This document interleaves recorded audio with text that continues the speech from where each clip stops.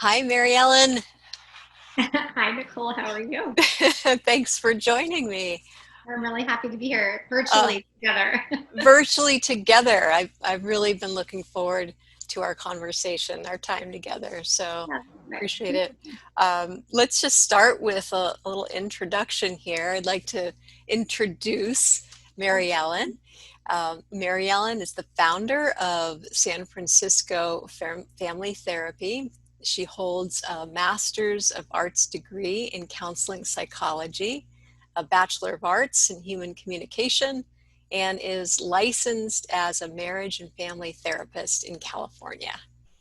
She is a certified Gottman therapist by the Gottman Institute. She is a prepare enrich facilitator and has specialized training in premarital counseling. And also the emotional freedom technique, family systems, child trauma, and attention behavioral issues with children. Her clinical experience began in the community in 2003 and has included work in educational settings and nonprofit mental health agencies. Maryellen has been in private practice since 2008. She writes, speaks, and provides training to school and parent groups and community-based nonprofits on parenting and child development topics. All right.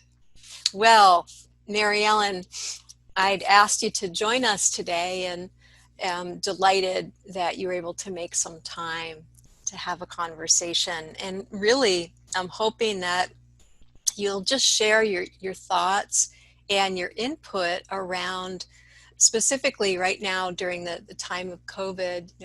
I know myself as well as many other parents are, having this very different experience where we're in our household so many more hours than we're used to. Our partners, if we have partners, they're home too. Our teens are home, our kids are home.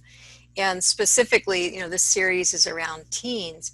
There is more conflict at times. And there's also part of that feels at times like we're just not connecting. I might be trying to have a conversation or, reaching out while I'm feeling on the other end that pulling away and that resistance. So I know it looks different in different families, but I'd love to hear your input, your thoughts around how we can try to go about increasing connection. And if you have tips and thoughts around trying to navigate conflict. Yeah, I'm happy to share, and I'm really appreciative of you doing this program because people are challenged after here in the Bay Area many months of being at home with their kids with online school. Some children are back in hybrids, some teenagers are back with a hybrid, but even in those situations, there are still difficulties. As you start to expand, you have new transitions. And people have, adolescents have anxiety going back into situations that they have been out of for a long time because everyone started the school year with a brand new class of students where they didn't necessarily know one another unless they were returning to the same school. So families are really struggling again. I think it's gone through waves. I think this summer there was a bit of a reprieve and a lot of families were able to connect in certain ways and maybe have some fun together again. Which was great. But now we are almost at the holidays, and it's really difficult because no one's ever done, winter break in a pandemic. So there is going to be an increased amount of conflict with the stress that families are under with their decisions about travel or not traveling.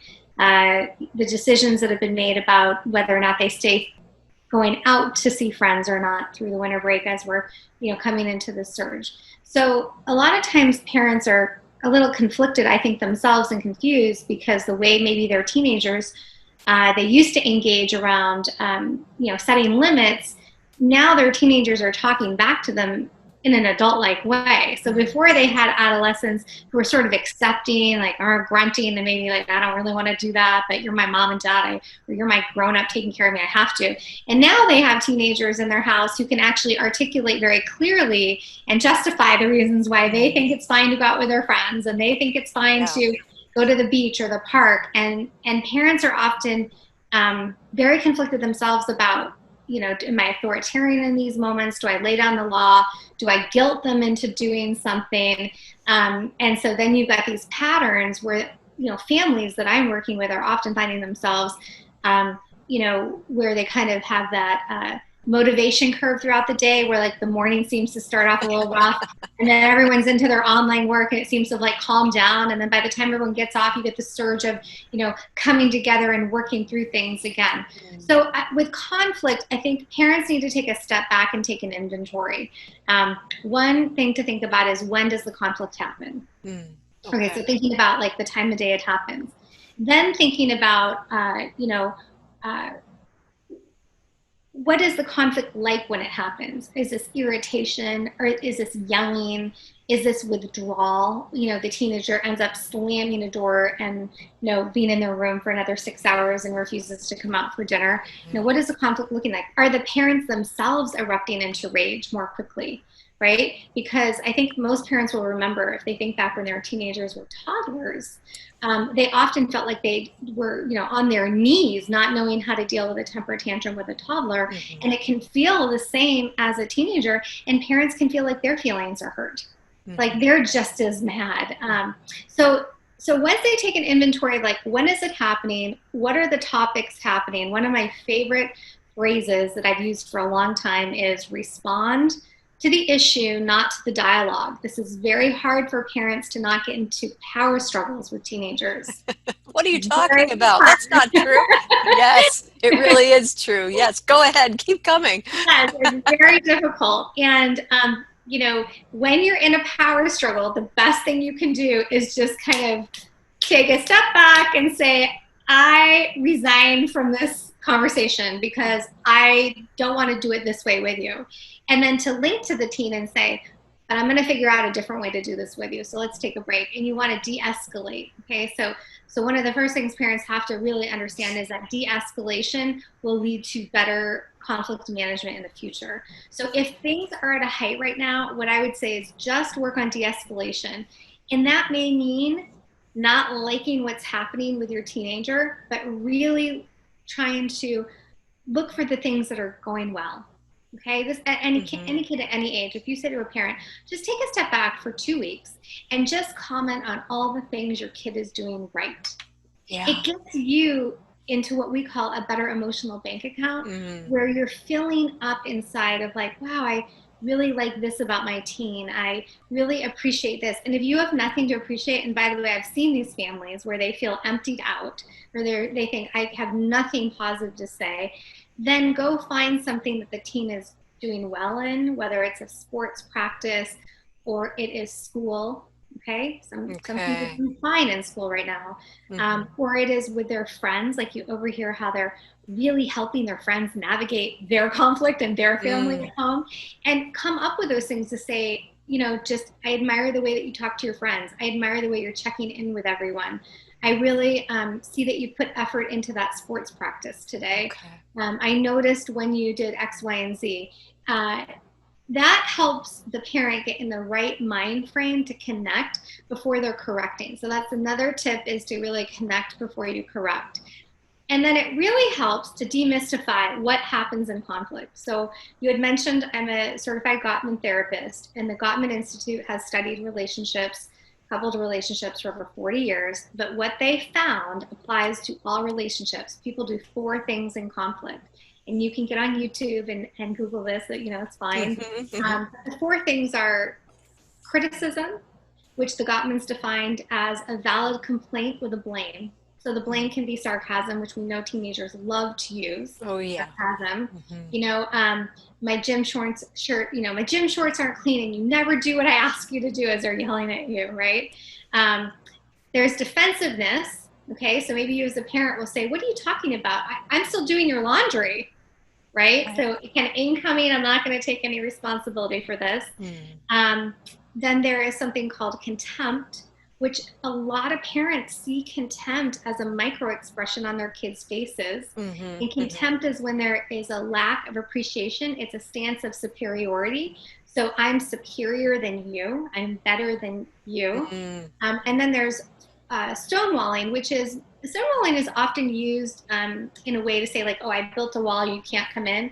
But that's not the way stonewalling, we talk about it in terms of what is happening physiologically. Physiologically, stonewalling is when you flood it. It's when your downstairs brain, your amygdala goes into fight, flight quickly. Yeah, exactly, or freeze.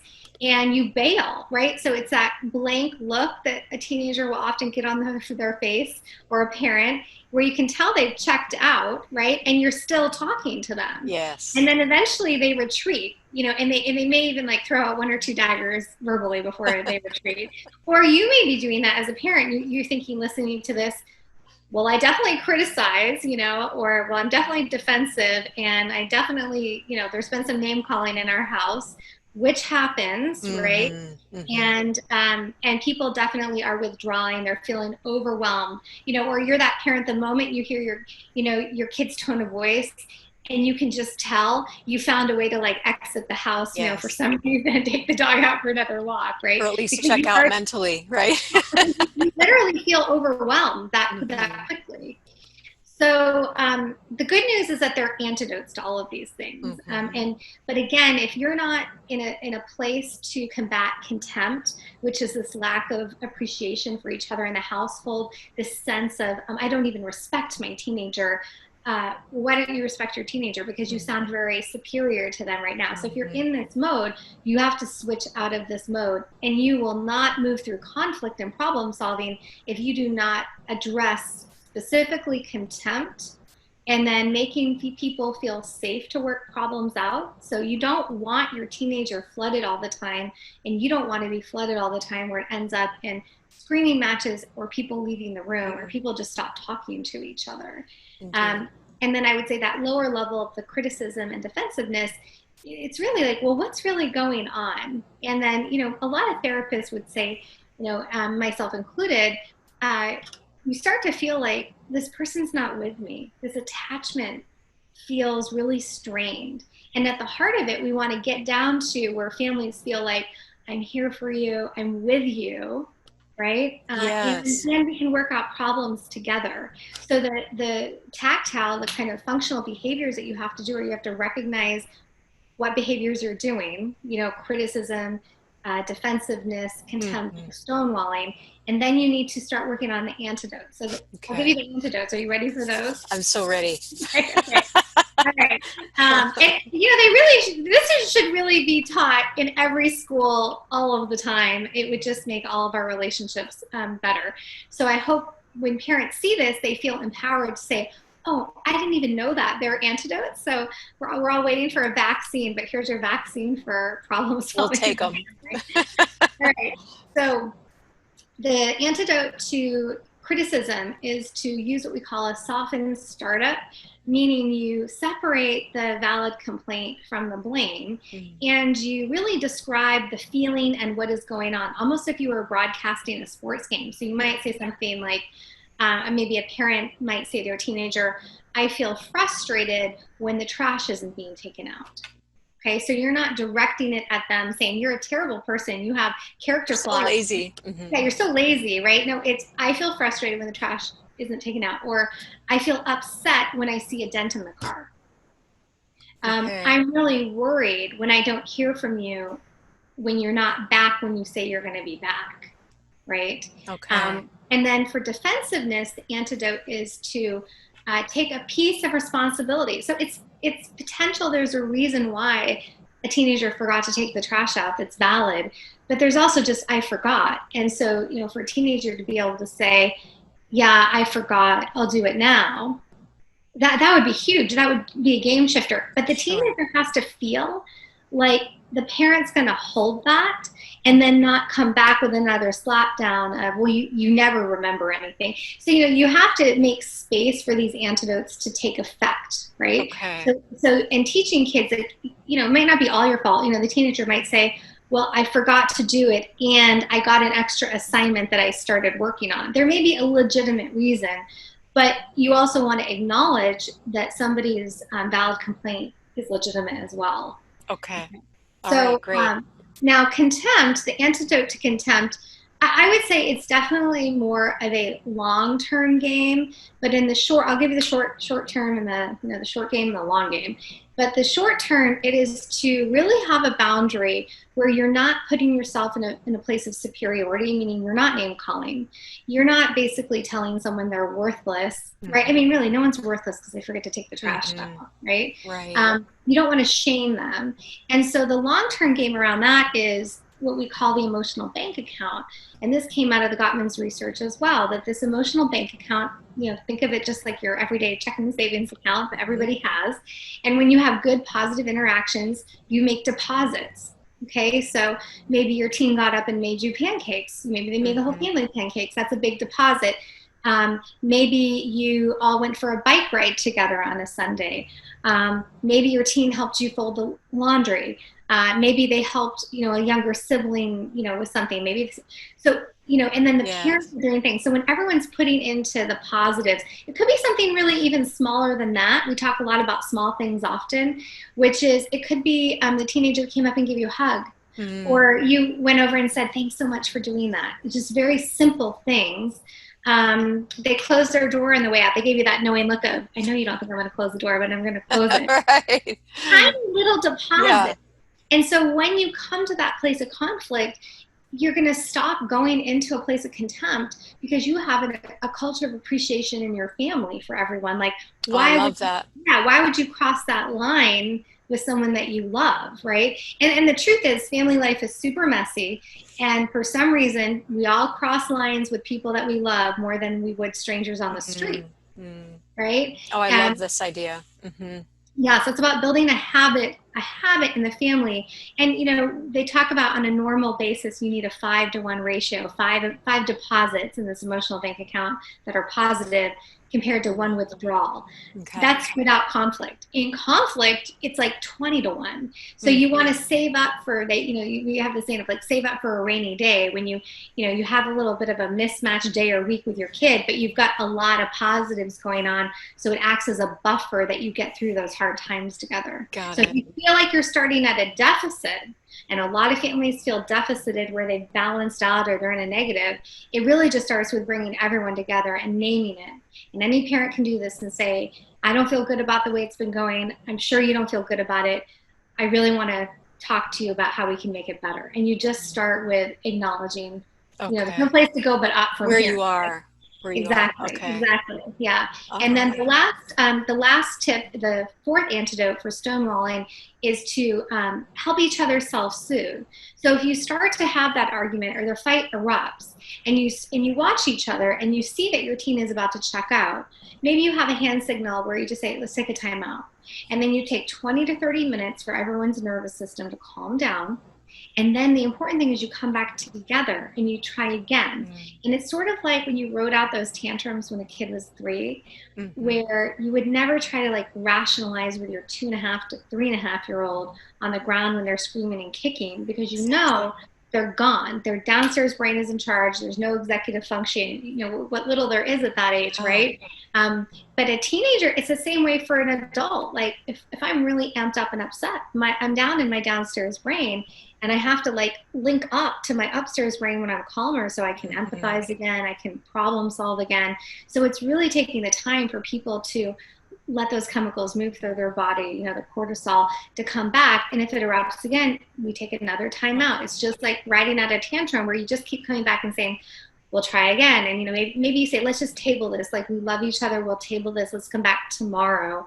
But you make it okay instead of making it, no, we have to work this out right now. And And it that's doesn't matter hard. who it is, right? Either the parent or the teenager. The same approach, regardless, right? Yeah, yeah. And a lot of teenagers will tell me, uh, it's not like they got their conflict management skills out of the sky. They're often watching their parents. And, Yeah. you know, I have a lot of empathy for parents because most parents didn't grow up with social emotional Right. coaching. Right. So they're baptism by fire learning as well as trying to manage a teenager, especially if it's their first one, Mm-hmm. right? It's hard to Mm. navigate. Once you've been through it, you kind of understand, oh, I know it's coming after puberty, right? Yeah. Yeah. And maybe, those times when we mess up, when we regret what we said or how we handled it, being able also to say, I'm sorry. Kind of earlier, you mentioned this before, right? Saying, I want to do this differently. I want to do it differently going forward. Yeah. So we can demonstrate too, right? That we're all Well, gonna repair is mess up so at times. important. Yeah, I mean, you're right. Repair is so important in Mm-hmm. conflict. You have to do repair. And then on top of that, forgiveness. Mm, And I think a lot of people do get to the I'm sorry, is it better? Is it okay? But I think there's also, it's worthwhile to have a conversation of like, can you forgive me? Because if you're teaching your kids how to forgive, and again, forgiveness isn't always overnight. I mean, it could be something mm-hmm. big that you're really upset about. But if you can say to your kid, like, I've forgiven it, I've let it go, and you don't bring it up again, and you've forgiven when you don't bring it up again. But if you find yourself, theming on the same thing with your teenager, then they haven't been forgiven. They know they haven't been forgiven, but no one's talking about this. Okay. So, it is important for people to realize when they're revisiting old stuff and why. Maybe there's a part of it that, you as a parent need to say to a teenager, like, it really does upset me that you got a dent in the car. And I'm not angry with you. Life happens, but the repair is actually more than I'm sorry, mom. And maybe it's a reparation of, and I'm going to work off for the next couple of months till I can pay you back for. I mean, Yes. this is what we do in life, right? If we Mm-hmm. bump into a parked car, we should be leaving a note and offering to pay for it. And Absolutely. this is what we want to teach kids. So we've got to teach them in the house, what does reparation and repair look like, and what does Mm-hmm. forgiveness look like, right? Especially Beautiful. to get rid of their own guilt, right? Otherwise, they know when you've let Sure. them off the hook, but it still kind of sits there. And they Yeah. know that. So that's a huge piece of conflict resolution as well. Okay. I love hearing these antidotes. It feels like something that takes practice and time, but having these concrete, tools, I think is really invaluable. So I'm delighted that you shared them. I can't wait for other parents to hear about them. You're very welcome. I really hope that these are helpful. And while they do take time, that they are, they're kind of that aha moment. And it really gives Mm. families a path forward to start thinking about this differently. All right. Yeah. Yeah. And to have that hope, right? That things can be different. And things can be different. Things can be different. Thank Yeah. you so much, Maryellen. You're welcome. Until next time. Bye.